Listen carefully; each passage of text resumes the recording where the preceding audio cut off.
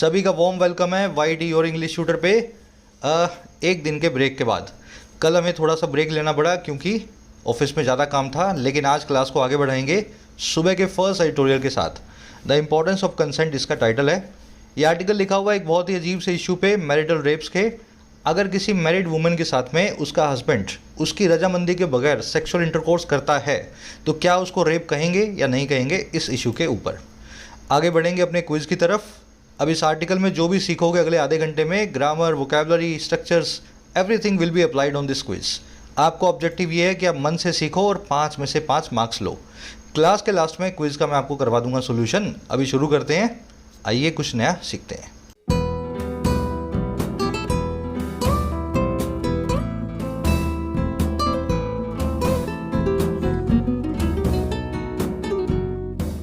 कह रहा the importance of consent. देखिए, कंसेंट का मतलब है आपकी सहमति, अग्रीमेंट, और इम्पोर्टेंस का मतलब होता है महत्वपूर्णता यानी कि सिग्निफिकेंस। कह रहा है जो इम्पोर्टेंस है ना कंसेंट की, वो हमेशा बनी रहेगी। सहमति जो है आपको हमेशा लेनी होगी सामने वाले की, कंसेंट की इंपॉर्टेंस ख़त्म नहीं हो सकती। आगे बात समझ में। बात कर रहा है ऑन मैरिटल रेप्स की, ऐसे रेप्स जो शादीशुदा जीवन में होते हैं, ऐसे रेप्स जो आपके स्पाउस के द्वारा आपके साथ किए जाते हैं। मैरिटल मतलब रिलेटिंग टू योर मैरिज। अब इन दोनों वर्ड्स पे नज़र डालनी है, कंसेंट पे और मैरिटल पे।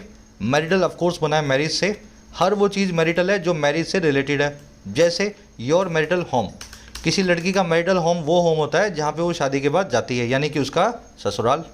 जैसे कि मैरिटल इश्यूज़, अगर शादीशुदा जीवन में कुछ इश्यूज़ हैं तो वो मैरिटल इश्यूज़ हो जाएंगे। जैसे कि मैरिटल ड्रेस, आपने जो ड्रेस अपनी शादी के दिन पहनी थी, that is your marital dress. समझ में आई बात। शादी से जुड़ी हुई कोई भी चीज़, किसी भी नाउन के लिए एडजेक्टिव आएगा मैरिटल। अब इस मैरिटल नाम के वर्ड के 2 अच्छे सिनोनिम्स हैं जो आपको दिमाग में रखने हैं, आर्टिकल में बार बार देखने को मिलेंगे। पहला सिनोनिम है नप्शल और दूसरा सिनोनिम है कॉन्जुगल। आगे बात समझ में। मैरिटल, नप्शल, कॉन्जुगल तीनों एक दूसरे के सिनोनिम्स हैं। आगे बढ़ते हैं कंसेंट नाम के वर्ड पे।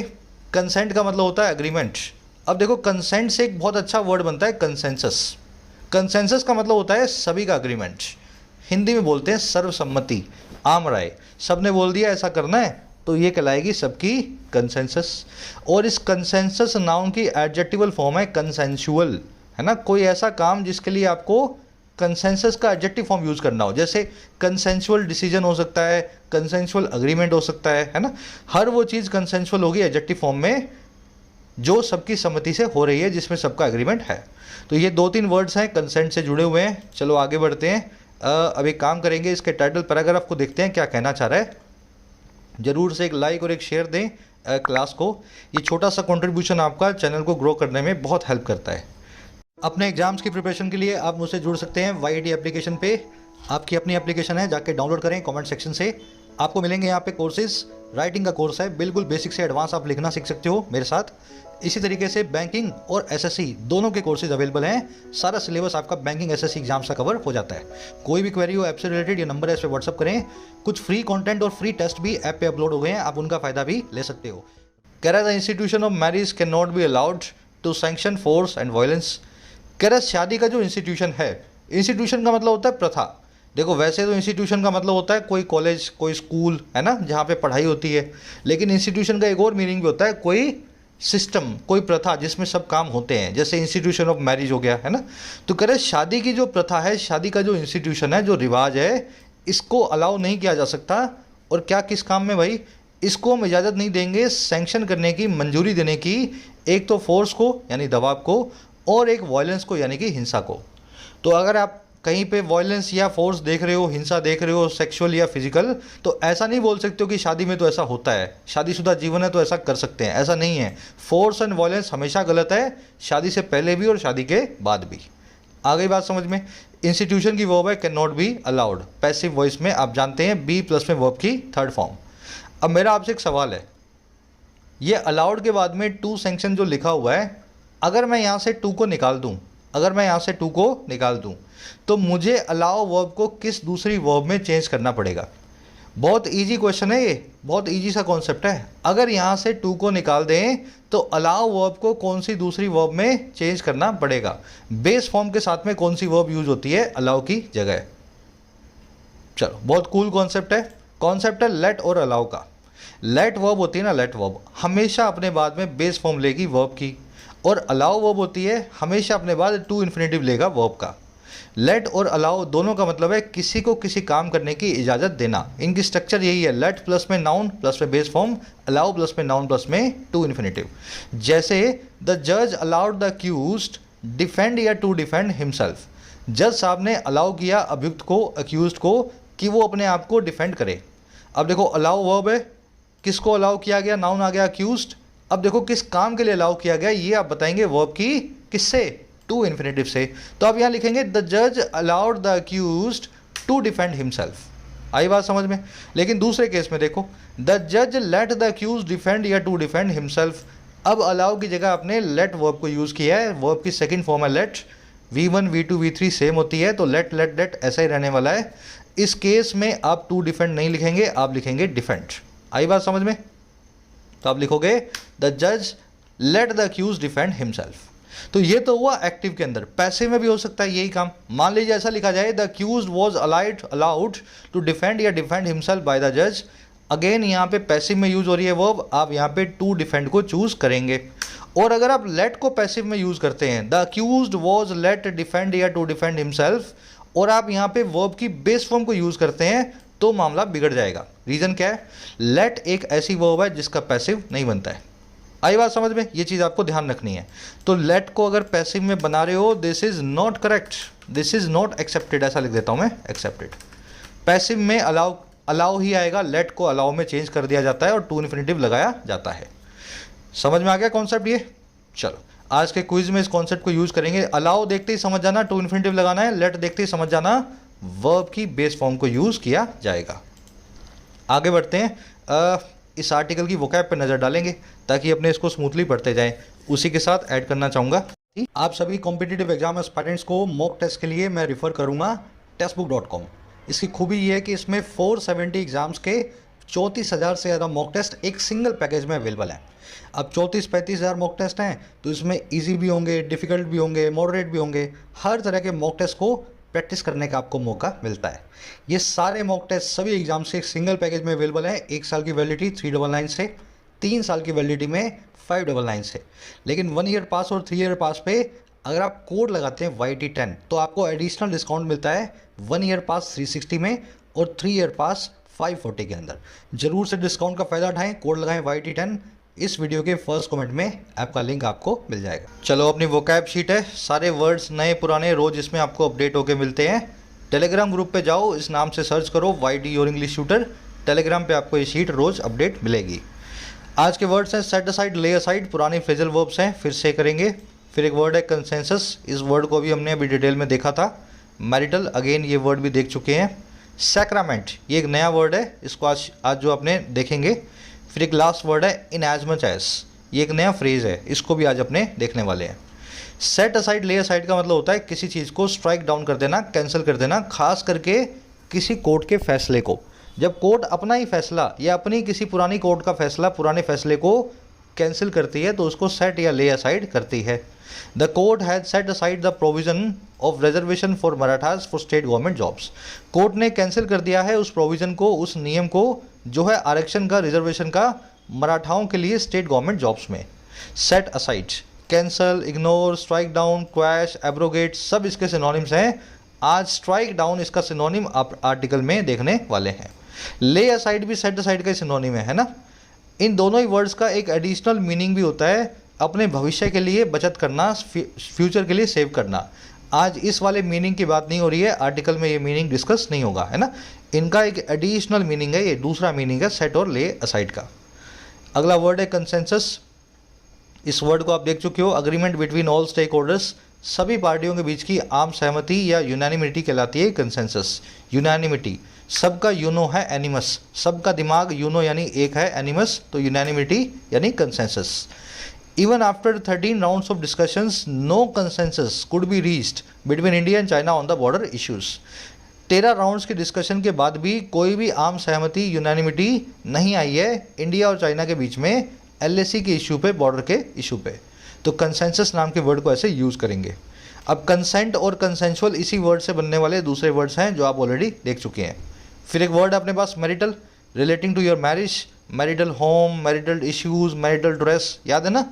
The girl refuse to return to her marital home after the incident, इस घटना के बाद लड़की ने अपने ससुराल जाने से मना कर दिया। ठीक है, नप्शल कॉन्जुगल दोनों ही मैरिटल के सिनोनिम्स हैं। एक और वर्ड अपने पास नया वर्ड है सैक्रामेंट। हर वो चीज़ सैक्रामेंट है जो सैक्रेड है, जो होली है, जो सैक्रोसैंक्ट है। आपके रिलीजियस रिचुअल्स, आपके धार्मिक रिवाज जो बड़े ही पवित्र होते हैं, होली होते हैं, कहलाते हैं sacrament. Birth and marriage are two important sacraments in majority of religions. जन्म लेना और शादी करना दो इंपॉर्टेंट रिलीजियस रिचुअल्स हैं, धार्मिक रिवाज हैं हर या ज़्यादातर रिलीजन्स के अंदर। आपके बर्थ के टाइम और आपकी शादी के टाइम जरूर कुछ ना कुछ रिलीजियस रिचुअल्स होंगे या हुए होंगे, है ना, या होने वाले होंगे। हर रिलीजन में अक्सर ऐसा होता है। These are sacraments. ठीक है, सैक्रेड से जोड़ के रखोगे तो वर्ड याद रहेगा। चलो एक लास्ट अपने पास फ्रेज है इन एज मच एज। इसका मतलब होता है इस हद तक, टू सच एन एक्सटेंट, इस हद तक, या टू द एक्सटेंट लिख दो ना, to the extent. The court has found, या court found the accountant guilty in as much as he concealed the wrongdoings of the company management.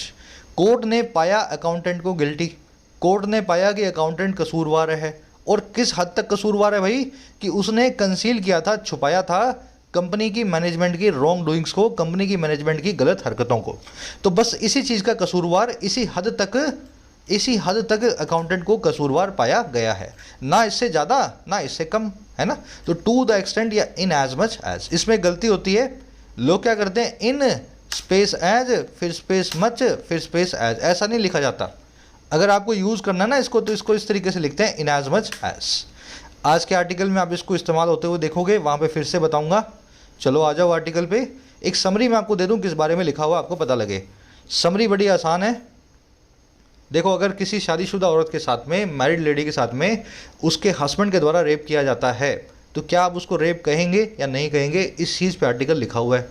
आज से 60 साल पहले, 62 साल पहले एक बेंच बैठी थी सुप्रीम कोर्ट की, जिसने ये कहा था कि इस मामले में हम रेप वाला केस नहीं लगा सकते। ऐसे मामले में जिसमें शादी बीच में आती हो, वहाँ पे रेप का केस लगाना बहुत मुश्किल है, क्योंकि इसके एविडेंस नहीं मिलते हैं। किसी औरत ने 2 साल बाद आके बोल दिया कि फला दिन मेरे साथ रेप हुआ है मेरे हस्बैंड के द्वारा, तो अब इसका कोई एविडेंस नहीं है कि उसके हस्बैंड ने किया था या नहीं किया था, है ना। तो कोर्ट ने 60-65 साल पहले बोला था कि ये रेप नहीं कह सकते, लेकिन अब ये मामला फिर से दिल्ली हाई कोर्ट में आ गया है और 2 जजेस ने अपने अपने फैसले सुनाए एक बेंच में, और दोनों के फैसले एक दूसरे से उल्टे थे। एक का कहना था कि इसको रेप मानेंगे, दूसरे का कहना था इसको अभी भी रेप मानने की ज़रूरत नहीं है। हमारा आर्टिकल कह रहा है कि इस चीज़ को आप अच्छे से एनालाइज करो। अगर रेप है तो वो रेप है, शादी से पहले या शादी के बाद, इस चीज़ पे आपको गौर नहीं करना है कि शादी हुई है नहीं हुई। साथ ही साथ इस मामले पे एक बड़ी बेंच बैठनी चाहिए सुप्रीम कोर्ट की, शायद 65 साल बाद फिर से हमें एक नए सिरे से नई सोच के साथ में इस मामले पे विचार करना चाहिए। तो आज का आर्टिकल है एनालिटिकल टोन में लिखा हुआ, एनालाइज करेगा इस इश्यू को और साथ में सजेस्ट कर रहे हैं सरकार को कि नई बेंच के जरिए इस मामले को आप सुलझाओ। शुरू करें आर्टिकल को। चलो, कह रहा है स्प्लिट वर्डिक्ट, बहुत इंटरेस्टिंग आर्टिकल है। कह रहा है a split verdict in the Delhi High Court on the question of criminalising marital rape has reignited the controversy over legal protection for disregard of consent for sex within marriage। सबसे पहले बता रहा है अभी हुआ क्या है, नई ताज़ा खबर क्या है। कह रहा है एक स्प्लिट वर्डिक्ट आया है। स्प्लिट का मतलब होता है डिवाइडेड, भाई तू उस तरफ मैं इस तरफ, तेरा ये कहना है मेरा ये कहना है, स्प्लिट। और वर्डिक्ट का मतलब होता है फैसला। कह रहा है एक स्प्लिट वर्डिक्ट जो आया है दिल्ली हाई कोर्ट के अंदर इस सवाल पे, इस क्वेश्चन पे, जो है क्रिमिनलाइज करने का, जो है गैर कानूनी बनाने का शादीशुदा रेप को, मैरिटल रेप को। कह रहा है ये जो वर्डिक्ट है ना, इसने रीइग्नाइट कर दिया है, इसने फिर से भड़का दिया है, फिर से किंडल या इग्नाइट कर दिया है इस विवाद को, कंट्रोवर्सी को। और किसके ऊपर? लीगल प्रोटेक्शन के ऊपर, कानूनी प्रोटेक्शन के ऊपर जो अभी तक मिली हुई थी। और किस लिए भाई? डिसरिगार्ड करने के लिए, नज़रअंदाज करने के लिए। और किसको? कंसेंट को, सहमति को, सेक्स के लिए, इंटरकोर्स के लिए एक मैरिज के अंदर। तो अभी तक भारत के संविधान में आपको एक शादी के अंदर सेक्स करने के लिए कंसेंट की ज़रूरत नहीं है दूसरे पार्टनर की।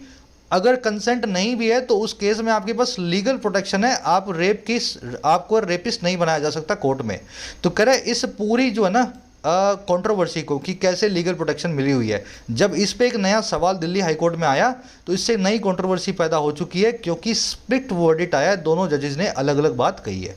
वर्डिक्ट की वर्ब है हैज़ रीइग्नाइटेड, रीइग्नाइट करना, रीकिंडल करना, रीइन्वोक करना, मतलब किसी चीज़ को भड़काना, है ना, आग लगाना। अच्छा, स्प्लिट आप जानते हो, हाई कोर्ट के आगे, सुप्रीम कोर्ट के आगे द लगाओगे, आप जानते हैं ऑलरेडी। डिसरिगार्ड करने का मतलब होता है किसी चीज़ को तवज्जो ना देना, किसी चीज़ को नज़रअंदाज कर देना। चलो आगे बढ़ते हैं। कह रहा on Wednesday while Justice Rajiv Shakdher who headed the bench struck down as unconstitutional the exception to section 375 of the IPC, which says that intercourse by a man with his wife aged 18 or above is not rape even if it is without her consent. Justice C. Hari Shankar rejected the plea to criminalize marital rape, pointing out that any change in the law has to be carried out by the legislature since it requires consideration of social, cultural and legal aspects. मेरे ख्याल से इससे बड़ा sentence आप कभी कभी देखते हो द हिंदू में, है ना, जिसमें आपको 50-60 वर्ड्स मिल जाए, लेकिन आसान सेंटेंस है, कोई बात नहीं, धीमे धीमे समझो इसको। कह रहा ऑन वेंसडे बुधवार को कुछ हुआ। क्या हुआ भाई बुधवार को? कह रहा वाइल। अब देखो वाइल कंजंक्शन बताती है कंट्रास्ट को, जहां ऐसा हुआ वहां ऐसा हुआ। कह रहे जहां वाइल, जहां एक तरफ जस्टिस रवि शाकदेर ने, वाइल का मतलब है जहां एक तरफ, है ना, कह रहे जहां एक तरफ इन जस्टिस साहब ने जो हेड कर रहे थे इस बेंच को, इन्होंने स्ट्राइक डाउन कर दिया, इन्होंने मार गिराया, इन्होंने ले असाइड या सेट असाइड कर दिया, कैंसिल कर दिया। और कैसे? अनकॉन्स्टिट्यूशनल बता करके, एज अनकॉन्स्टिट्यूशनल। और किस चीज़ को? इस एक्सेप्शन को जो लगी हुई है धारा 375 पे आईपीसी की, रेप की धारा पे। अब कौन सी एक्सेप्शन है भाई? ये कौन सी एक्सेप्शन लगी हुई है रेप पे?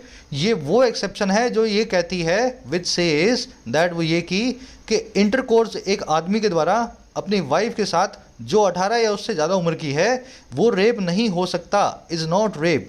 यहाँ तक कि अगर वो हुआ है बिना उसकी कंसेंट के, बिना उसकी एग्रीमेंट के। तो जस्टिस राजीव ने क्या बोला कि ये जो एक्सेप्शन हमने अभी तक लगा रखी है ना रेप की धारा में, कि रेप तो ठीक है, रेप की फांसी भी, रेप को सज़ा मिलेगी, रेपिस्ट को कोर्ट में लाएंगे, लेकिन शादी के अंदर अगर रेप हो तो उस पर एक्सेप्शन है, इसको हम रेप नहीं कहेंगे। इन्होंने इस पूरी एक्सेप्शन को ही अनकॉन्स्टिट्यूशनल करार कर दिया। इन्होंने बोल दिया कि शादीशुदा औरतों के साथ भी रेप का केस दर्ज होना चाहिए। कह रहा जहाँ एक तरफ ये हुआ, अब देखो दूसरी तरफ क्या हुआ। इनके जो दूसरे काउंटर पार्ट थे जस्टिस सी हरि शंकर, इन्होंने रिजेक्ट कर दिया इस प्ली को, इस रिक्वेस्ट को जो है क्रिमिनलाइज करने की, गैर कानूनी बनाने की शादीशुदा रेप को। और कैसे किया? पॉइंट आउट करते हुए, मतलब अपनी जो है पॉइंट आउट करना, किसी चीज़ की तरफ जो है इशारा करना, इशारा करते हुए कि कोई भी जो बदलाव है ना इस लॉ के अंदर, उसको कैरी आउट किया जाना चाहिए, उसको एग्जीक्यूट करना चाहिए हमारी संसद के द्वारा, लेजिस्लेचर और असेंबलीज के द्वारा। कह रहे क्यों? क्योंकि ये रिक्वायर करता है कंसीडरेशन, यानी कि समझ गए ना, कंसीडर करना, चीज़ों को ध्यान में लाना, हमारे सोशल, कल्चर और लीगल एस्पेक्ट्स को, हमारे सामाजिक, हमारे सांस्कृतिक और कानूनी पहलुओं को। तो पहले जज का ये कहना था कि ये जो 60 साल से एक्सेप्शन मिली हुई है हमारे संविधान में, ये अनकॉन्स्टिट्यूशनल है, मैं इसको नीचे गिराने की पूरी कोशिश करूंगा। औरतों के साथ, अगर शादीशुदा औरतों के साथ भी उनके हस्बैंड के द्वारा रेप होता है तो इसको हम कोर्ट में ला करके हस्बैंड को सज़ा देंगे। दूसरे जज ने ये बोला कि हम तो है ना इस बात को अभी भी रेप मानने के लिए तैयार नहीं है, क्योंकि हमारा ये मानना है कि अगर इसको रेप बनाना है तो ये काम है संसद का, संसद कानून पारित जो है इसके लिए पारित करे, क्योंकि इसमें कई सामाजिक, सांस्कृतिक और लीगल एस्पेक्ट शामिल हैं, हम यहाँ कोर्ट में बैठे बैठे इस पर फैसला नहीं दे सकते। अब आया सेंटेंस पूरा समझ में। जस्टिस राजीव शक्देर की वर्ब है स्ट्रक डाउन, हु आया इन जस्टिस साहब के लिए, इनकी वर्ब है हेडेड, ठीक है। Strike down as unconstitutional the exception to section 375 of the IPC. Strike down the exception of IPC as unconstitutional, ऐसा भी हो सकता था। ये एज अनकॉन्स्टिट्यूशनल आईपीसी के बाद में भी आ सकता था और इस पूरे फ्रेज के पहले भी आ सकता है। विच की वर्ब है सेज, इंटरकोर्स की वर्ब है इज, इट की वर्ब है इज, जस्टिस श्री हरिशंकर की वर्ब है रिजेक्टेड, प्ली का मतलब होता है रिक्वेस्ट, पॉइंटिंग आउट यहाँ पे प्रेजेंट पार्टिसिपल साइमल्टेनियस एक्शन। जब इन जस्टिस साहब ने रिजेक्ट किया था इस प्ली को, तभी वो पॉइंट आउट भी कर रहे थे, इशारा भी कर रहे थे इस चीज़ की तरफ। वो चीज़ है चेंज, चेंज की वर्ब है has to be carried out, passive voice में, है ना। Has to be carried out मतलब किसी चीज़ को कैरी आउट किया जाना चाहिए, पैसिव वॉइस के अंदर। कैरी आउट करना मतलब एग्जीक्यूट करना, अंजाम देना। इट की वर्ब है रिक्वायर्स, कंसीडरेशन का मतलब होता है चीज़ों को समझना, कंसीडर करना, एस्पेक्ट्स यानी कि पहलू, यानी कि फेसेट, किसी भी चीज़ के पहलू। चलो आगे बढ़ते हैं, लंबे लंबे सेंटेंसेस। करा विद द जजेस differing on key points such as difficulty in getting evidence, the importance of consent, whether the state's concerns about safeguarding the institution of marriage were valid, and if other laws against sexual violence protected married women. The issues involved may have to be ultimately adjudicated with the help of a third judge or a larger bench of the High Court or the Supreme Court. अब कह रहे चलो इन दोनों ने आपस में बता दिया भाई हमारा तो ये मानना है, मेरा ये मानना है, तेरा ये मानना है। अब इस पे होगा क्या, आगे क्या हमारा फ्यूचर है। कह रहे इस चीज़ के साथ ही विद, अच्छा कौन सी चीज़ के साथ ही, जजेस के डिफ़र ऑन करने के साथ ही, जजेस के असहमत होने के साथ ही, और किस चीज़ पे ऑन लगा के बता रहा है, इंपॉर्टेंट पॉइंट्स पे, जैसे कि अब देखो कौन कौन से पॉइंट है, सच एज लगा के बताएगा सारे पॉइंट्स को। पहला पॉइंट है डिफ़िकल्टी इन गेटिंग एविडेंस, बड़ी जो डिफ़िकल्टी होती है एविडेंस को गेट करने की। आप आके बोल दो आज से 5 साल बाद इस डेट को, इस दिन में, इस रात में मेरे हस्बैंड ने मेरे साथ रेप किया है, तो अब उसके एविडेंस कहाँ से लाएं, इस केस की तहकीकात कैसे हो। तो सबसे पहली प्रॉब्लम इस मामले में ये होती है कि एविडेंस को, सबूत को लाना बड़ा मुश्किल हो जाता है पुराने किसी मामले का। दूसरा, the importance of consent, consent कितनी इंपॉर्टेंस है शादीशुदा जीवन में, ये भी एक की पॉइंट है, कंसेंट की ज़रूरत है भी या नहीं भी। तीसरा, ये की पॉइंट्स बता रहा सारे के सारे, पहला ये वाला, दूसरा ये वाला।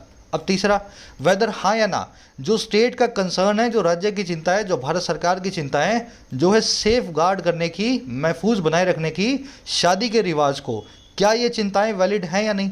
कहीं ऐसा तो नहीं है शादीशुदा रेप को अगर आपने रेप बना दिया तो इससे शादियां टूटने लगी, समाज बिखरने लगा, तो स्टेट की ये चिंताएं जो हैं क्या ये वैलिड हैं या नहीं। तीसरा पॉइंट ये, और चौथा पॉइंट और लास्ट पॉइंट एंड लगा के बता रहा है कि अगर दूसरे लॉज जो हैं सेक्सुअल वायलेंस के अगेंस्ट वो प्रोटेक्ट करते हैं मैरिड वुमेन को या नहीं, क्या मैरिड वुमेन के लिए कोई और लॉ है या नहीं जो सेक्सुअल वायलेंस से उनको प्रोटेक्ट करे। कह रहे ये चारों ही पॉइंट्स पे इन जजेस के डिफर कर जाने के साथ ही, इन जजेस के सहमत ना होने के साथ ही हुआ क्या, कह रहे जो इश्यूज हैं, जो इन्वॉल्व हैं, जो शामिल हैं, उनको may have to be ultimately adjudicated, उनको आखिरकार एजुडिकेट किया जाना चाहिए, उनको लीगली सेटल किया जाना चाहिए। और कैसे, हेल्प की मदद की जो है साथ, हेल्प के साथ एक तीसरे जज साहब की, या फिर एक और बड़ी बेंच की जो हाई कोर्ट की हो या फिर सुप्रीम कोर्ट की हो। तो ये दोनों जज जो है ना आपस में किसी भी बात पे सहमत नहीं है, चारों ही मुद्दों पे दोनों असहमत है कि कंसेंट लेनी चाहिए या नहीं लेनी चाहिए, एविडेंस मुश्किल है या आसान है, शादियां बिखरेंगी या समाज में नहीं बिखरेंगी, या दूसरे लॉज वीमेन को प्रोटेक्ट करते हैं या नहीं करते। अब जो मामला है ना ये सिर्फ एक बड़ी कोर्ट, हाई कोर्ट की या सुप्रीम कोर्ट ही संभाल सकती है, इनके बस का मामला नहीं है। ठीक है, चलो अब ये सेंटेंस मेरे ख्याल से समझ में आ गया होगा। ये सेंटेंस ऐसे बना है, इश्यूज़ की वर्ब है मे हैव, सेंटेंस इतना ही है, सब्जेक्ट ये और वर्ब हैज़ की ये।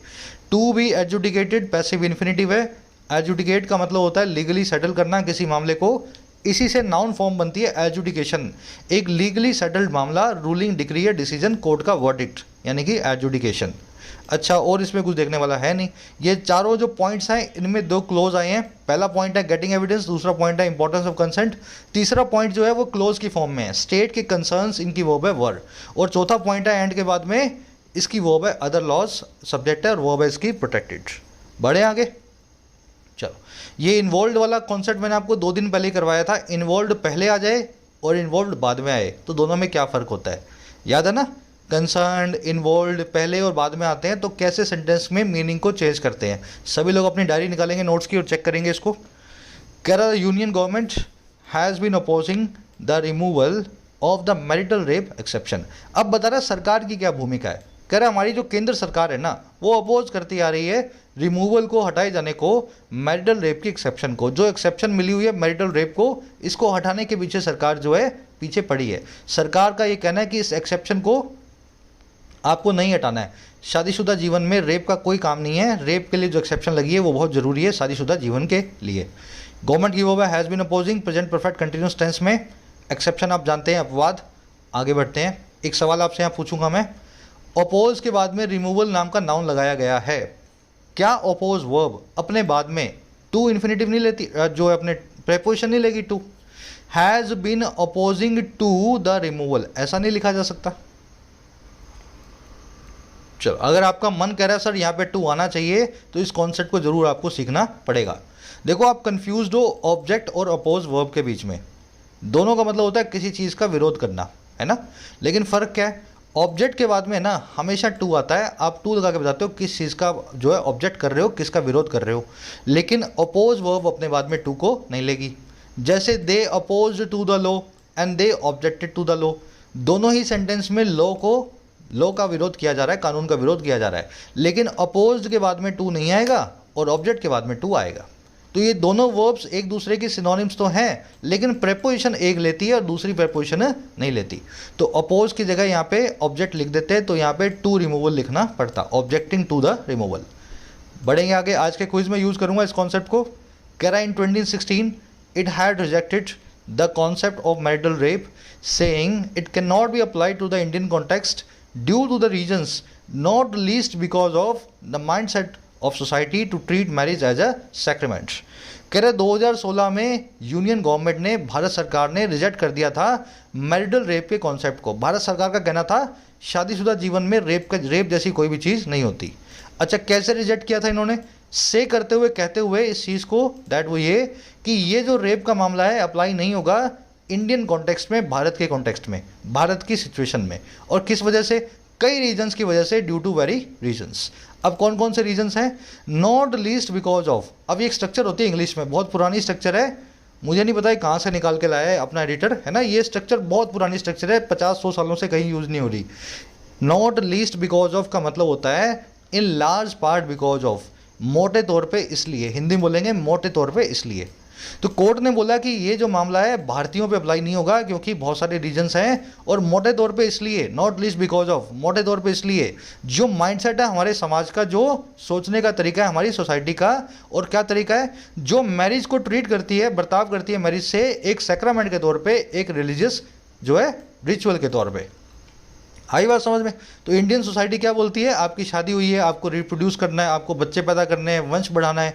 तो अगर ऐसी चीज़ें माइंडसेट में रहती हैं समाज के, तो ऐसे समाज के अंदर मैरिटल रेप की क्या जगह है? इसमें रेप का कोई प्रोविज़न होना नहीं चाहिए, है ना। हमारी सरकार का ये कहना है। इट की वर्ब है हैड रिजेक्टेड, इट आया है यूनियन गवर्नमेंट के लिए। ये सेइंग यहाँ पे प्रेजेंट पार्टिसिपल साइमल्टेनियस एक्शन है, जब इसने रिजेक्ट किया था तब ये ऐसा कह भी रही थी सरकार। इट की वर्ब है कैन नॉट बी अप्लाइड, ये इट आया है रेप के प्रोविजन के लिए। नॉट लीस्ट बिकॉज ऑफ, मैंने आपको बता दिया, in large part because of, है ना। सैक्रामेंट होता है रिलीजियस रिचुअल, एक ऐसी चीज़ जो बहुत ही सेक्रेट हो। अब यहाँ पे थोड़ा सा कंफ्यूज कर देता हूँ आपको मैं। सैक्रामेंट तो आप जानते ही हो, एक वर्ड है सैक्रिलेज, ठीक है, सैक्रिलेज। मैं चाहता हूँ, देखो मैं तो बता ही दूंगा मीनिंग, मुझे तो आता ही है ना, आपको भी शायद आता होगा, लेकिन जिनको नहीं आता ना, मेरे बताने से याद नहीं होगा। ये सैक्रामेंट और सैक्रिलेज वर्ड आपको कभी ना कभी कंफ्यूज करेंगे, और ये जो वर्ड है ना बिल्कुल उल्टा है सैक्रामेंट का। सब लोग डिक्शनरी में देखेंगे, और जिनको आता है कमेंट सेक्शन में पोस्ट करो, ताकि लंबे वक्त तक आपको याद रहे। और इसमें कुछ देखने वाला है, हाँ, ये नॉट लीस्ट बिकॉज ऑफ एक बहुत ही पुराना फ्रेज़ है। ये फ्रेज़ आजकल यूज़ नहीं होता है 50-100 सालों से। मैंने भी इस फ्रेज़ को 1 या 2 बार ही अपने जीवन में पढ़ा है, लेकिन इस एडिटर ने आज यूज़ किया, इसको मैं आपको यूज़ करके दिखा देता हूँ, ठीक है। इसका मतलब होता है मोटे तौर पे इसलिए, we failed miserably not least because of our lack of experience. हम जो है फेल हो गए, हम नाकामयाब हुए मोटे तौर पे हमारे लैक ऑफ एक्सपीरियंस की वजह से। आप यहाँ पे ऑफ लगा भी सकते हैं, और ऑफ के बिना भी बिकॉज को यूज़ कर सकते हैं अगर आपके पास एक क्लोज रखा हुआ है इसके बाद में। तो अब इसको ऐसा भी बोल सकते हैं, we failed miserably not least because we lacked experience. हम बुरे तरीके से नाकामयाब हुए मोटे तौर पे इसलिए क्योंकि हमारे पास एक्सपीरियंस नहीं था, है ना। तो ये अगर आप बिकॉज के बाद में ऑफ लगा रहे हो तो नाउन आ जाएगा, अगर बिकॉज के बाद में ऑफ नहीं लगा रहे हो तो कंजंक्शन आ जाएगा। मतलब इसका यही है, मोटे तौर पे इसलिए। चलो आगे बढ़ते हैं। कह रहा है however in the final hearing the union government did not take a stand on the issue. कह रहा है लेकिन फाइनल हियरिंग में ये सारी बात कहने के बाद लास्ट में यूनियन गवर्नमेंट ने कोई स्टैंड नहीं लिया इस इशू पे, ना हाँ बोला ना बोला। गवर्नमेंट ने बोला जो कोर्ट को करना है वो कोर्ट अपने हिसाब से कर ले। चलिए समझ में आ गया। यूनियन गवर्नमेंट की वो है did not take a stand का मतलब होता है एक पोजीशन को लेना, है ना, क्लेम करना किसी पोजीशन को। अब आ जाओ नेक्स्ट पैराग्राफ पे। अब क्यों जरूरी है ये क्वेश्चन, है ना, समाज में। कह रहा है Justice Shakdher's opinion goes to the heart of the matter in as much as it treats the absence of consent as the core ingredient of rape. कह रहा है जो पहले वाले जस्टिस साहब थे शकदर, जिन्होंने बोला था कि शादीशुदा जीवन में रेप हो सकता है, अगर रेप हुआ है तो सज़ा मिलनी चाहिए पति को, कह रहा है इनकी जो ओपिनियन है ना इस पूरे मामले के हार्ट तक जाती है, दिल तक जाती है। और क्या ओपिनियन है, किस कैसे जाती है, कह रहा है इन एज मच एज इस एक्सटेंट तक, इस हद तक, और किस हद तक कि ये ट्रीट करती है एब्सेंस को, नामौजूदगी को कंसेंट की एग्रीमेंट की एक कोर इंग्रेडिएंट के तौर पे, सबसे महत्वपूर्ण कारक के तौर पे किसी भी रेप के। तो रेप का मतलब क्या है, रेप का मतलब है ऐसा सेक्सुअल इंटरकोर्स जिसमें दूसरे पार्टनर की सहमति ना हो।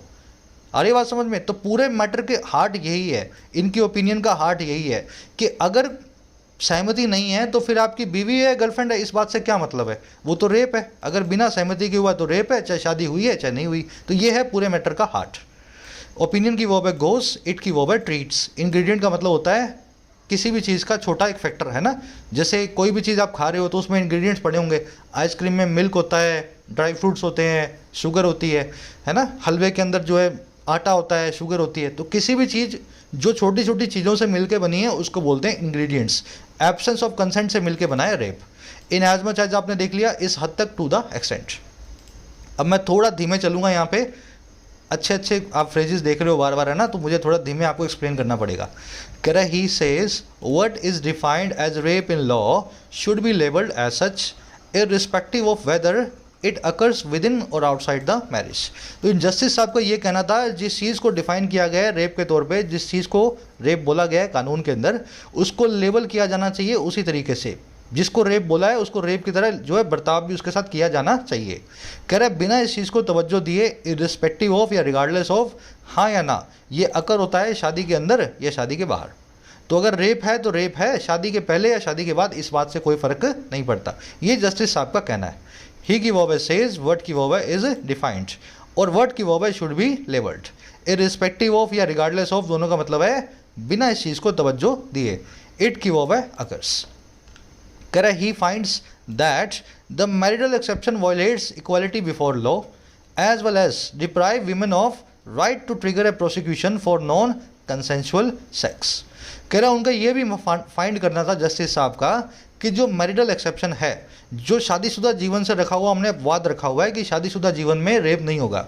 कह रहे ये जो एक्सेप्शन इंडिया में चलती आ रही है 62 साल से, ये वॉयलेट करती है कानून के सामने समानता के अधिकार को, इक्वालिटी बिफोर लॉ को, और साथ ही साथ ये डिप्राइव करती है, ये वंचित करती है विमेन को, औरतों को, और किस चीज़ से, उनके उस अधिकार से जो है ट्रिगर करने का, जो है शुरू करने का एक कोर्ट केस को, प्रोसिक्यूशन को, एक ऐसे इंटरकोर्स के लिए जो नॉन कंसेंशुअल है, जो उनकी मर्जी के बिना हुआ है।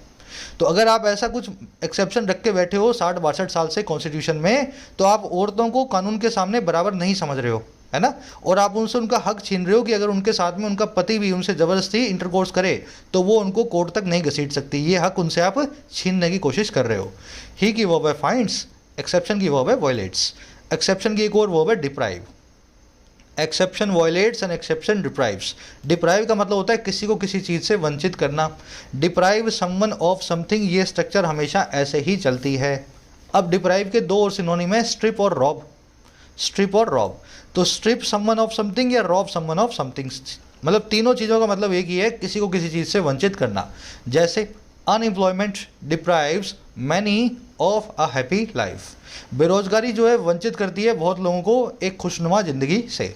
अच्छे अच्छे पढ़े पढ़े लिखे बच्चे बैठे हैं लेकिन 10,000 की नौकरी नहीं मिलती है बाजार में प्राइवेट, तो उनको समझ गए ना, डिप्राइव करती है एक हैप्पी लाइफ से अनएम्प्लॉयमेंट। तो डिप्राइव, स्ट्रिप या रॉब, तीनों के बाद में ऑफ आएगा। स्ट्रक्चर को ध्यान में रखना। चलो आगे बढ़े। प्रोसिक्यूशन का मतलब होता है किसी भी केस चलाना। कह रहा है besides it also discriminates among women based on their marital status and ropes them of sexual agency and autonomy. कह रहा है साथ ही साथ ये डिस्क्रिमिनेट करती है औरतों के बीच में उनके मैरिटल स्टेटस के आधार पे। अगर आप शादीशुदा हो तो आपके साथ रेप नहीं हुआ आपके हस्बैंड के द्वारा, लेकिन अगर आप शादी से पहले अपने बॉयफ्रेंड पे केस करो तो वो केस जो है रेप का लग जाएगा। तो औरतों के बीच में भेदभाव करती है कि आपकी शादी हुई है या नहीं हुई है, उसके हिसाब से हम देखेंगे आपके साथ रेप हुआ है या नहीं हुआ। तो ऐसे डिस्क्रिमिनेट करती है और रॉब करती है, वंचित करती है उनकी सेक्सुअल एजेंसी से और ऑटोनॉमी से। सेक्सुअल एजेंसी का मतलब है उनके सेक्सुअल डिसीजंस, है ना, कब उनको सेक्सुअल एक्ट में जो है इन्वॉल्व होना है, कब नहीं होना। आज होने की इच्छा है तो नहीं है ना। सेक्सुअल एजेंसी का मतलब ये होता है आप अपने हिसाब से सेक्सुअल एक्ट्स में जो है इंगेज करो, और ऑटोनॉमी का मतलब होता है आपकी इंडिपेंडेंस। तो इससे उनको रॉब करती है, वंचित करती है, ये उनसे छीन लेती है। तो deprive someone of something and रोब दैम ऑफ सेक्सुअल एजेंसी। तो ये ऑफ वाला कॉन्सेप्ट याद रखना, डिप्राइव, रॉब और स्ट्रिप नाम की वर्ब के साथ में। और इस सेंटेंस में देखने वाला कुछ है नहीं, इट की वर्ब है डिस्क्रिमिनेट्स एंड रॉब्स। कह रहा है in contrast Justice Harishankar's opinion somewhat disconcertingly de-emphasizes the element of consent and lays much store by the importance of preserving the institution of marriage to such an extent that he holds that any legislation that keeps rape out of a marital relationship is immune to interference। अब देखो दूसरे justice साहब की बात करेगा, इनकी बात भी ज़रा गलत नहीं है दूसरे वालों की। कह रहा है इसका बिल्कुल उल्टा, जस्टिस राजीव से जस्टिस जो शकदर है इनकी ओपिनियन से बिल्कुल उल्टा जो जस्टिस हरिशंकर हैं, जिनका ये कहना है कि मैरिज में रेप नहीं हो सकता। कह रहा है इनकी जो ओपिनियन है ना, कुछ हद तक जो डिसकंसर्टिंगली मतलब डिस्टर्बिंगली डी एम्फसाइज करती है, कम जोर डालती है, एम्फोसिस डालती है एलिमेंट ऑफ कंसेंट पे, कंसेंट के एलिमेंट पे। तो इनकी ओपिनियन का ये कहना है कि कंसेंट की क्या ज़रूरत है, शादीशुदा जीवन है, दोनों कपल्स हैं, तो कंसेंट का ज़्यादा जो एम्फोसिस होना नहीं चाहिए। और साथ ही साथ ये ले करती है मत स्टोर बाय। ले मत स्टोर बाय का मतलब होता है किसी चीज़ में बहुत सारा फेथ रखना, किसी चीज़ में बहुत सारा जो है यकीन या भरोसा डालना। तो ये बहुत सारा भरोसा रखती है, ले मत स्टोर बाय करती है इंपॉर्टेंस में, सिग्निफिकेंस में, महत्वपूर्णता में, जो है प्रिजर्व करने की, बचाए रखने की शादी के रिवाज को इस हद तक, और किस हद तक कि ये आदमी ये होल्ड करते हैं, जस्टिस साहब का ये कहना है, मेंटेन करना है दैट वो ये कि कोई भी कानून जो कि रखता है मैरिज रेप को शादीशुदा जीवन से बाहर, कोई भी कानून जो कि शादीशुदा जीवन में रेप को गलत नहीं बताता है, कह रहा है ये कानून पूरी तरह से इम्यून है इंटरफेरेंस के लिए, किसी भी तरह के दखल अंदाजी के लिए। आई बात समझ में? तो ये हरिशंकर साहब का यही कहना है कि देखो हमारे हिसाब से शादी का इंस्टीट्यूशन बचाना ज़्यादा बड़ी चीज़ है बजाय कि कंसेंट है या नहीं, क्योंकि अगर ऐसा केस हमने बना दिया, ऐसा लॉ बना दिया, तो शादियां बिखर जाएंगी समाज में और आप देखोगे बहुत तेज़ी से बिखरेंगी, है ना। तो इनका ये कहना है कि शादी का इंस्टीट्यूशन है, इसमें मेरा ज़्यादा विश्वास है बजाय कंसेंट के इंस्टीट्यूशन में। और इन्होंने ये भी कह दिया कि कोई भी कानून जो कि शादीशुदा जीवन में रेप को गलत नहीं बताता है ना, उसको एक्सेप्शन देता है। इस कानून में कोर्ट को इंटरफेयर नहीं करना चाहिए, ये काम जो है हमारी सरकार का है, हमारी विधानसभा और लोकसभा का है। तो ये है हरिशंकर सिंह की ओपिनियन। तो इनकी ओपिनियन की वर्ब है डी एम्फसाइजिस और दूसरी वर्ब है लेज। ले मत स्टोर बाय मतलब किसी चीज़ में बहुत सारा, समझ गए ना, फेथ दिखाना, भरोसा दिखाना, ये एक इडियम होती है ले मत स्टोर बाय। जैसे यू शुड ले मत स्टोर बाय योर हार्डवर्क, आपको अपनी मेहनत में पूरा फेथ या भरोसा रखना चाहिए। यू शुड ले much store by your hard work, ऐसे इसको आप यूज़ करेंगे, ठीक है। अच्छा, डिसकंसर्टिंगली मतलब इन अ डिस्टर्बिंग या एम्बैरेसिंग मैनर, जो भी चीज़ डिस्टर्बिंग हो या एम्बैरेसिंग हो वो डिसकंसर्टिंग हो सकती है। प्रिजर्व करना, बचाए रखना, ही आया जस्टिस साहब के लिए, इनकी वर्ब है होल्ड्स। लेजिस्लेशन की वर्ब है इज, दैट की वर्ब है कीप्स। लेजिस्लेशन एक ऐसा नाउन है जिसकी वर्ब हमेशा सिंगुलर होगी। Legislation, equipment, bread, paper, artillery, jewellery, information, advice, याद है ना, आज लिखा नहीं है मैंने वो कॉन्सेप्ट। सारे वो नाउन्स जिनकी वर्ब्स हमेशा सिंगुलर रहेगी, जिनको कभी भी प्लूरल में यूज़ नहीं किया जाता, उनमें से एक नाउन है लेजिस्लेशन। कह रहा है if marriage is regarded as a partnership between equals, an exception in a 162-year-old law should have had no place.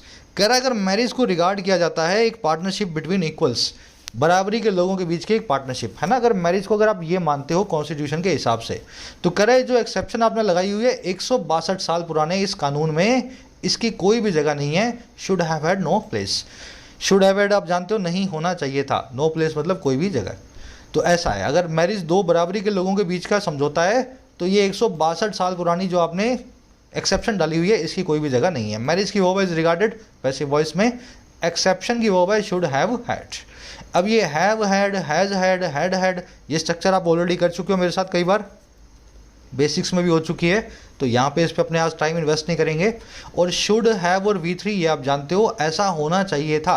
You should have gone there, आपको वहाँ जाना चाहिए था। We should not have done this, हमको ऐसा नहीं करना चाहिए था, है ना। शुड हैव प्लस में V3। कह रहा while there are other laws governing civil partnerships या relationships that legitimize conjugal expectations, these cannot be seen as giving a free pass for violence within marriage, which is essentially what sex without consent is। कह रहे जहाँ पे दूसरे भी laws हैं हमारे पास, while there are other laws, और कौन से, जो गवर्न करते हैं सिविल पार्टनरशिप को, दो लोगों के बीच की पार्टनरशिप को जो निर्धारित करते हैं। और कौन से लॉज हैं, कह रहे जो लेजिटिमाइज करते हैं शादीशुदा एक्सपेक्टेशंस को, आपकी शादीशुदा जीवन से जो, समझ गए ना, आपकी जो होप्स हैं। तो कई सारे लॉज हमारे पास भारत में हैं जिसमें शादीशुदा जीवन में जो एक्सपेक्टेशंस हैं आपको आपके पार्टनर की पूरी करनी पड़ेगी। अगर आपका पार्टनर आपसे चाहता है कि आपको किड्स चाहिए, है ना, आपको रिप्रोड्यूस करना है, तो ये चीज़ें भी आपके लॉज के हिसाब से आप जो है कोर्ट तक अपने पार्टनर को ले जा सकते हो अगर वो आपके साथ सहमत नहीं है। तो कह रहा है ऐसे लॉज होने के बावजूद इनको नहीं देखा जाना चाहिए एक फ्री पास के तौर पे, एक पूरा जो है मतलब फ्री टिकट के तौर पे, और किसके लिए, वायलेंस के लिए किसी भी शादी में। और कह रहे ये वही चीज़ है जो एसेंशली सेक्स बिना कंसेंट के होता है, सेक्स विदाउट कंसेंट इज। थोड़े से ट्विस्टेड सेंटेंस है, लंबे लंबे सेंटेंस है, आज के आर्टिकल की डिफिकल्टी लेवल 10/10 है ना। तो थोड़ा सा अगर आपको लगे ना मुश्किल लग रहा है तो वर्ड फॉर वर्ड पकड़ो, आपको समझ में आएगा। दूसरे लॉज हैं जो आपकी शादीशुदा जीवन में एक्सपेक्टेशंस के लिए आपको अधिकार देते हैं, लेकिन इन लॉज को आपको बिना बना करके शादीशुदा जीवन में वॉयलेंस को नहीं लाना है। और शादीशुदा वॉयलेंस जो है, शादीशुदा जीवन में वॉयलेंस है, ये एक्चुअल में सेक्स विदाउट कंसेंट ही है ना, और कुछ भी नहीं है essentially what sex without consent is. Laws की वर्ब है आर, दैट की वर्ब है लेजिटिमाइज, दैट आया है लॉज के लिए, प्लूरल नाउन के लिए आया है इसलिए प्लूरल वर्ब है। अच्छा, दीज की वर्ब है can not be seen, these आया लॉज के लिए, प्लूरल नाउन के लिए। विच की वर्ब है इज, सेक्स की वर्ब है इज। फ्री पास का मतलब होता है, समझ गए ना, फ्री में पास मिल गया आपको, करो जो करना है, तो ये फ्री पास नहीं है वायलेंस का। कह रहा है whether the legislative route is more appropriate in making a marital rape a criminal offence is a matter of detail. कह रहा है हाँ या ना, जो लेजिस्लेटिव रूट है, जो संसद का रास्ता है, लेजिस्लेटिव रूट मतलब संसद या विधानसभा किसी कानून को पारित करे, कह रहा है ये जो रास्ता है लेजिस्लेटिव रूट, कह रहा है ये ज़्यादा सही है या नहीं, वेदर हाँ या ना, और किस में, मैरिटल रेप में, शादीशुदा जीवन में रेप को एक क्रिमिनल ऑफेंस बनाने में। कह रहा है ये तो हमें पता नहीं, कह रहा है ये जो मामला है ना पूरा का पूरा, ये एक मैटर ऑफ डिटेल है, इस मामले पे डिटेल में बहस जो है होनी चाहिए, है ना। तो लेजिस्लेटिव रूट की वर्ब है इस, और ये जो पूरा क्लोज है हाँ या ना, ये है या नहीं, है ना, वेदर हाँ या ना, ये पूरा मामला जो है एक रेप का केस बनता है नहीं, इसकी वर्ब है इज। वेदर से बनने वाला क्लोज अपनी वर्ब ले लेता है, ठीक है। कह रहे what is important is that sexual violence has no place in society and the institution of marriage is no exception. कह रहे जो चीज़ इंपॉर्टेंट है ना वो ये है कि सेक्सुअल वायलेंस जो है उसकी कोई भी जगह नहीं है किसी भी समाज में, और शादी का जो रिवाज है, जो इंस्टीट्यूशन है, इसके लिए कोई एक्सेप्शन नहीं होनी चाहिए। सेक्सुअल वायलेंस तो सेक्सुअल वायलेंस शादी से पहले या शादी के बाद, ये चीज़ सबसे इंपॉर्टेंट है। व्हाट की वर्ब है इज, व्हाट इज इंपॉर्टेंट पूरे फ्रेज जो क्लोज की वर्ब है इज, जो चीज़ इंपॉर्टेंट है वो ये है ना, what is important is. Sexual violence की वर्ब है हैज़, इंस्टीट्यूशन की वर्ब है इज। थोड़ा सा अच्छा लिखा हुआ आर्टिकल है, अच्छे लेवल का है, अगर आपने खुद से पढ़ा है उसके 40 से 50% अगर आपको अंडरस्टैंडिंग आ रही है तो भी मेरे हिसाब से बहुत अच्छा है ना। ऐसे आर्टिकल में जनरली किसी को 20-30% अंडरस्टैंडिंग भी नहीं आती है। अब मेरे ख्याल से थोड़ी अच्छी अंडरस्टैंडिंग आपकी हो गई होगी पूरी वीडियो को देखने के बाद। आ जाओ अपने क्विज़ पे। आज के क्विज़ को मैंने बहुत इजी बनाया है। ऑब्जेक्ट और अपोज्ड, इनमें से किसके बाद में टू आएगा, और हैज़ के बाद में वर्ब की कौन सी फॉर्म यूज़ करोगे, V1 V2 या V3, उस हिसाब से आपको फर्स्ट वाले को देखना है। सेकंड वाले में देखना है आपको लेट और अलाउ वर्ब में क्या फ़र्क होता है, ठीक है। और टू के बाद में, टू इन्फिनेटिव में टू के बाद में वर्ब की कौन सी फॉर्म यूज़ होती है, उसी हिसाब से लेट और अलाउ में से एक को चूज़ करना है। थर्ड में आपसे पूछा है ये जो रॉब नाम का वर्ड है ना, रॉब, डिप्राइव, स्ट्रिप, इनके बाद में कौन सी प्रेपोजिशन यूज़ होती है। ऑलरेडी करवा चुका हूँ मैं आपको, रॉब करना, स्ट्रिप करना, डिप्राइव करना, किसी को किसी चीज़ से वंचित करना। और लास्ट में आपसे पूछा है डिफ़र नाम की वर्ब के बाद में विद, एट, ऑन या टू में से क्या यूज़ करोगे। तो ये कॉन्सेप्ट हमने मिस कर दिया आर्टिकल में। देखो डिफ़र का मतलब होता है किसी से अग्री ना होना, तो अग्री नाम की वर्ब पे मैंने आपको कुछ कॉन्सेप्ट करवाया था, agree to, agree with, agree on, है ना। तो वही कॉन्सेप्ट डिफ़र पे भी लगता है, ठीक है। तो अग्री और डिफ़र में कोई फ़र्क नहीं है। आज के आर्टिकल में कॉन्सेप्ट हम करने वाले थे, लेकिन शायद मैंने वीडियो लंबी होने की वजह से उस कॉन्सेप्ट को नहीं कर पाया, मैं भूल गया करवाना। तो डिफ़र नाम की वर्ब को अग्री नाम की वर्ब से ही आपको चलाना है, और उसी हिसाब से करेक्ट जो है प्रेपोजिशन को यूज़ करना है। अग्री वाला कई बार कर चुके हैं अपने 10-20 बार, है ना। लास्ट में 5वां क्वेश्चन है, इसमें आपसे पूछा गया है ले मच स्टोर बाय, इस ईडियम का क्या मीनिंग होता है। अब मैं इसमें ऑप्शंस नहीं दे रहा हूँ आपको मीनिंग भी बताना है और एक सेंटेंस में इसको यूज़ करके दिखाना है। कोई ऑप्शंस नहीं है, ऑलरेडी आप कर चुके हो, ऑप्शंस की ज़रूरत नहीं होनी चाहिए। तो ले मच स्टोर बाय समथिंग, इस ईडियम को एक सेंटेंस में यूज़ करके दिखाओ करेक्ट मीनिंग के साथ में। कमेंट सेक्शन में आंसर्स आपको मिलेंगे। फर्स्ट कमेंट में मैं डाल रहा हूँ हिंट्स के साथ में, मेरे आंसर्स से अपने आंसर्स को मैच कर लेना। अच्छा, अपना स्कोर जरूर बताना, आउट ऑफ 5 आपको कितना मिला। इस पूरे मामले में आपकी क्या राय है? 3 सेंटेंस में इंग्लिश में लिख करके बताओ, इंग्लिश में लिखना, हिंदी में नहीं इंग्लिश में, कि आपकी पूरे मामले पे क्या राय है। रेप्स जो है ये सही है गलत है ना, ये रेप को रेप मानना चाहिए नहीं मानना चाहिए। मुलाकात होगी कल की क्लास में। कोर्सेज अवेलेबल हैं ऐप पे, राइटिंग का, इंग्लिश का, बैंकिंग का और एसएससी का, तीनों कोर्सेज को आप अवेल कर सकते हो डिस्काउंट्स के साथ में। अभी ऐप पे जाओ, आपको कोर्सेज मिल जाएंगे। कोई भी क्वेरी हो रिलेटिंग टू कोर्सेज, ये नंबर है, इस पर व्हाट्सअप करें। Until then, signing out.